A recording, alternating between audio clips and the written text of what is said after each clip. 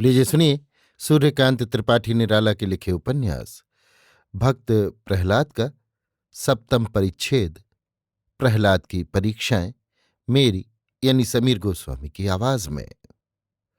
प्रहलाद इस समय जंगल में है। चारों ओर अंधकार ही अंधकार छाया हुआ है। सूर्य की किरणों को यहां भी बैठने की आज्ञा नहीं होती। अंधकार के शरीर रक्षक पल्लवों की हरियाली में आंखों को तृप्ति देने वाली सुंदरता नहीं है। सब जगह हलाहल का रंग चढ़ा हुआ है। राज्य हिंस्र जंतुओं का और वो वध भूमि हिरण्यकशिपु के अपराधियों की। प्रहलाद ने आंख खोलकर एक बार चारों तरफ अच्छी तरह देखा। वन की भयंकरता में रह रहकर अगोचर भाव से उठने वाली न जाने वो कैसी चीख थी। उसके साथ करोड़ों निरपराधियों की एक प्रार्थना मिली हुई थी। क्रूरता में करुणा थी और क्रोध में आंसू। वन के हर एक तृण से प्रहलाद का स्वागत सजग हो गया था। वे एक अव्यक्त वेदना में भरे हुए थे। उन्हें वहां जैसे बड़े कष्ट से जीवन बिताना पड़ रहा हो। प्रहलाद को देखकर जैसे उन्हें अदूर भविष्य में मुक्ति का आनंद मिलने वाला हो। सब कुछ देखकर भी प्रहलाद ने जैसे कुछ भी न देखा हो। उनके मन में किसी तरह की प्रसन्नता अधिकार नहीं जमा सकी। इसे वे पहले ही से हृदय की दुर्बलता समझते आए हैं। एकनिष्ठ परमात्मा के ध्यान में तल्लीन रहना ही उन्होंने अपने लिए कल्याणकारी समझा। आत्म प्रशंसा के भाव को समझकर भी उन्होंने दबा देना ही मनुष्योचित कार्य निश्चय कर लिया। जल्लादों को प्रहलाद की उतनी कम उम्र में चोट करते हुए भय हो रहा था। एक ने कहा, संभल, अब तेरा काल आ गया है। तुझे मारने के लिए महाराज ने आज्ञा दी है। जिसे जो कुछ कहना सुनना हो कह सुन ले, नहीं तो फिर पछताना ही रह जाएगा।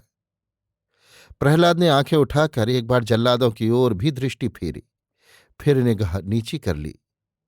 तीव्र तृष्णा ही उनसे हत्या जैसे घोर दुष्कर्म के लिए भी नहीं न करने की शक्ति छीन रही थी। माया की विचित्र लीला और अपार पराक्रम के ध्यान मात्र से प्रहलाद का हृदय दहल गया। परंतु इसे भी उन्होंने ईश्वर की इच्छा पर ही छोड़ दिया और शांत स्वर से कहा, भाइयों, मुझे मृत्यु का बिल्कुल भी भय नहीं है। परंतु सोचो तो, क्या हिरण्यकशिपु से भोजन वस्त्र के लिए तुम लोगों ने कोई चिरकालिक लिखा पढ़ी करा ली है? संभव है वो कल तुमसे रूठ जाए।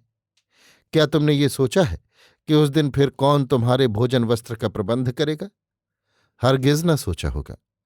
अगर सोचते तो इन क्रूर कर्मों से तुम्हारा निस्तार हो गया होता।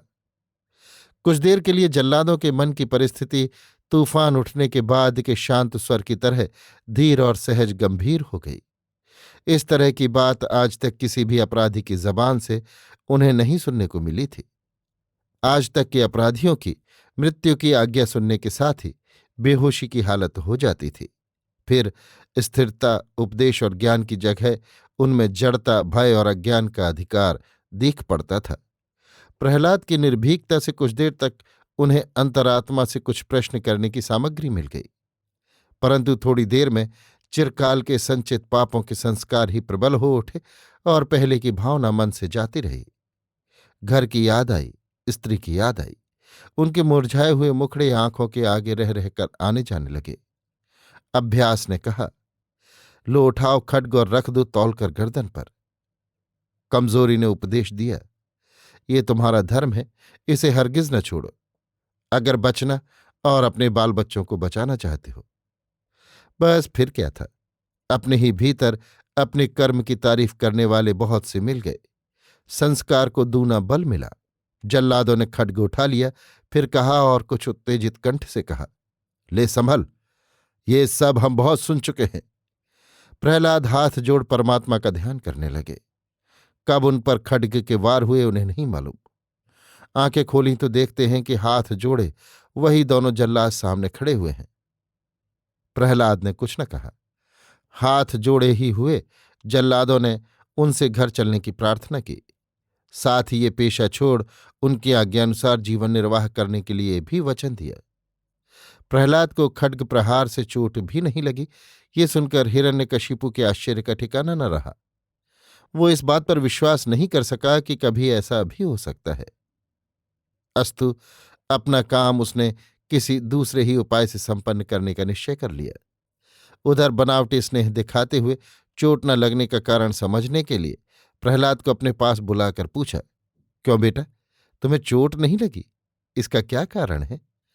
विनय भाव से पूर्ववत ही अपनी भक्ति प्रकट करते हुए प्रहलाद ने उत्तर दिया, पिताजी, मैं इसका कारण कुछ नहीं जानता।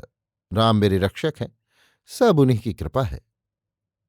हिरण्यकशिपु को कुछ आश्चर्य हुआ, परंतु अविश्वास ने इसे थोड़ी ही देर में हृदय से निकाल दिया। फिर से आजमाने की इच्छा प्रबल हो उठी। अभी आप सुन रहे थे सूर्यकांत त्रिपाठी निराला के लिखे उपन्यास भक्त प्रहलाद का 7वां परिच्छेद, प्रहलाद की परीक्षाएं, मेरी यानी समीर गोस्वामी की आवाज में।